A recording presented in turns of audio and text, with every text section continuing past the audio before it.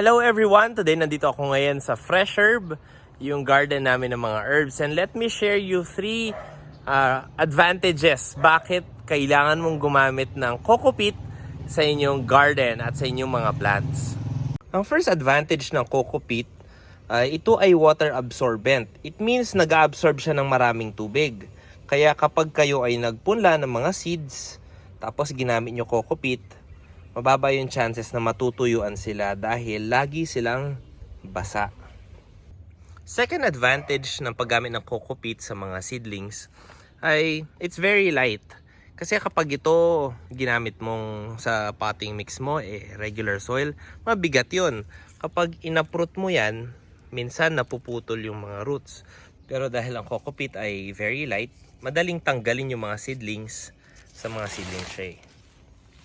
Kaya pansinin niyo yung mga nagna-nursery, ang regular nilang potting mix, laging andon ang Cocopeat. Third advantage ng Cocopeat, it's very abundant dito sa Philippines dahil marami tayong mga niyog, marami tayong supply. Kaya kapag maraming supply, it means it's very affordable. Kahit dito sa Fresh Herb, we sell Cocopeat para sa mga mahilig magtanim or magpunla ng kanilang mga seeds. Happy planting!